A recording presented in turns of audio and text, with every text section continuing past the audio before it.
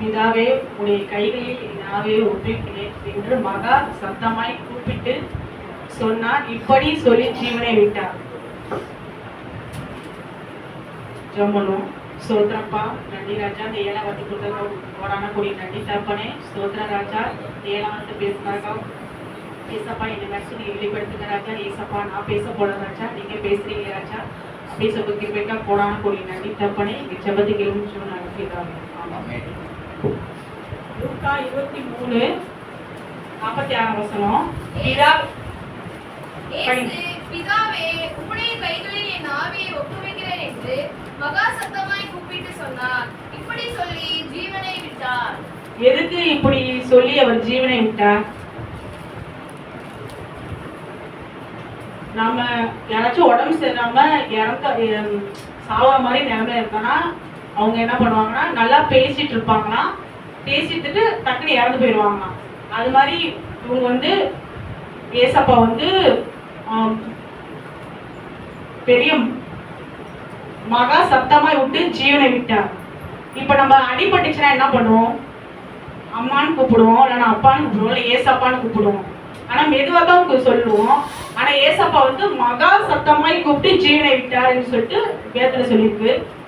லூக்கா 23:44-45. அப்பொழுது ஏறக்குறைய 6 மணி நேரமாய் இருந்தது. 9 மணி நேரம் வரைக்கும் பூமி எங்கும் அந்தகாரம் உண்டாயிற்று. சூரியன் இருளடைந்து தேவாலயத்தின் திரைச்சீலை நடுவில் 2ஆக கிழிந்தது. ஏறக்குறைய 6 மணி நேரமா இருந்தது. 9 மணி நேரமும் வரைக்கும் பூமி எங்கும் அந்தகாரம் உண்டாயிடுச்சு. காலையில 9 மணிலேருந்து 3 மணி வரையிலும். ஏசப்பா கடைசியா வந்து 3 மணிக்கு தான் இறந்து போறாங்க. சூரியன் இருள் அடைந்தது. இப்ப நல்லா வெயில் அடிக்கும். திடீர்னு இருட்டிட்டு வந்தா நம்ம என்ன சொல்லுவோம்? இப்ப நல்லா தானே இருந்துச்சு, திடீர்னு இருட்டிட்டு வருது அப்படின்னு சொல்லிட்டு தேவாலயத்தின் சிறை நடுவில் 2ஆக கிழிந்ததுன்னு சொல்லிட்டு சொல்லியிருக்குது. மார்க்கு 15:38-39.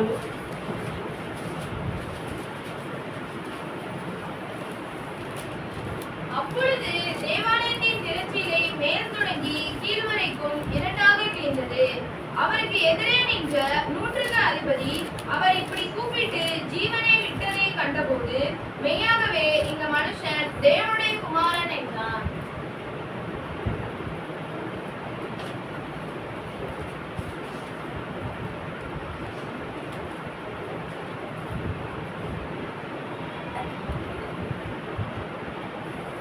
அதிபதி சொல்றாரு, இவர் மெய்யான தேவகுமாரன் என்று சொல்றாரு.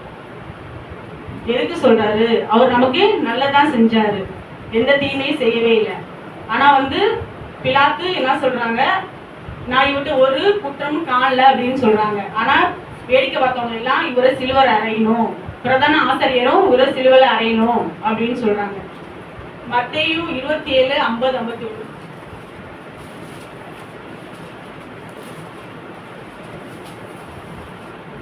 இயேசு மறுபடியும் மகா சத்தமாய் கூப்பிட்டு ஆவியை விட்டார்.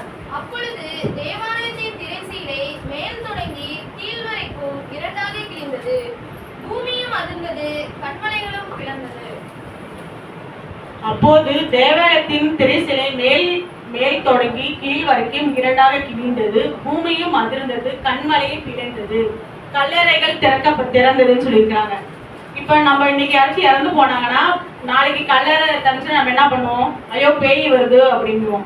நித்திரை அடைந்த அநேக பரிசுத்தவான்களுடைய சரீரங்கள் எழுந்திருந்ததுன்னு சொல்லிட்டு நம்ம கிறிஸ்துவுக்குள்ளார இருந்தோம்னா தான் நம்ம இறந்து போனாலும் நம்ம உயிரோட எழுந்திருப்போம்.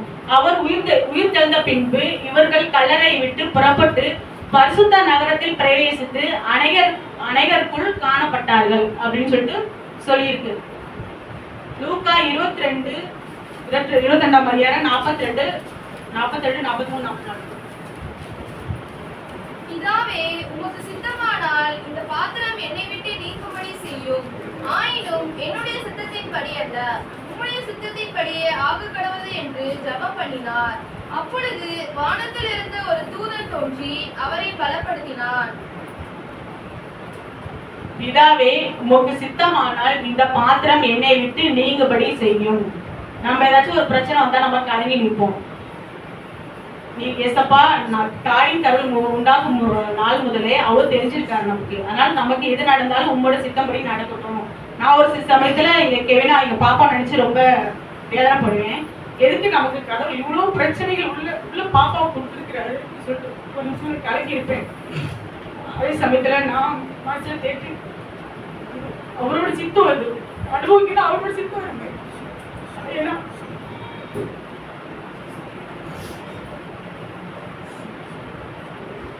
என்னுடைய சித்தத்தின்படி அல்ல, உங்களுடைய சித்தத்தின்படி கடவுள் என்று ஜெபம் பண்ணினார். அவர் என்னோட சித்தத்தின் அல்ல, உங்களுடைய சித்தத்தின்படி கடவுள் என்று ஜெபம் பண்றாரு. அப்போது வானத்திலிருந்து ஒரு தேவன் தோன்றி அவரை பலப்படுத்தினார். நீங்க கலங்காதீங்கன்னு சொல்லிட்டு நம்ம ஏதாச்சும் ஒரு பிரச்சனை நினைச்சு ஒருத்தவங்கள்ட்ட சொன்னா அவங்க என்ன சொல்லுவாங்க, பயப்படாதீங்க கடவுள் எல்லாத்தையும் சரி பண்ணிடுவாரு அப்படின்னு சொல்லுவாங்க. அவர் மிகவும் வியாகுலப்பட்டு அதிக துக்கத்தோடு ஜெபம் பண்ணினார். அவருடைய வேர்வை ரத்தத்தினால் பெருந்துளியாக தரையிலே விழுந்தது. அவருடைய வேர்வை ரத்த துளியாக தரையிலே விழுந்தது என்று சொல்லப்படுகிறது. முதல் வார்த்தை மன்னிப்பு, இரண்டாம் வார்த்தை ரட்சிப்பு, மூன்றாம் வார்த்தை அரவணைப்பு, நான்காம் வார்த்தை தத்தளிப்பு, அஞ்சாம் வார்த்தை தவிப்பு, ஆறாம் வார்த்தை அர்ப்பணிப்பு, ஏழாம் வார்த்தை ஒப்புவிப்பு. தேவாலயத்தின் சிறை இரண்டாக கிழிந்தது அப்படின்னா பரிசுத்த தலம் மகா பரிசுத்த தலத்துக்கு இடையே திரை சிலை போடப்பட்டிருக்குமா அந்த காலத்துல. அந்த திரைக்கு அந்த திரை எதற்கு பயன்படுத்துவார்கள் என்றால் பிரதான ஆசிரியர்களும் பலிகள் செலுத்துவார்களாம். அந்த திரைக்கு பின்னாடி தான் பலிகள் செலுத்துவார்கள். ஆண்டவர் அடித்த பிறகு மத்தியஸ்தவர்கள் இது தேவையில்லை என்று சொன்னார்களாம். தன்னைத்தானே ஒப்பு கொடுத்து விட்டார். அதனால் நமக்கு பலிகள் தேவையில்லை. திரைசைகள் என்பது சாதாரணமா கிடையாது. ஒரு நூல் என்பது 24 சேர்ந்த நூல், 72 நூல் வைத்து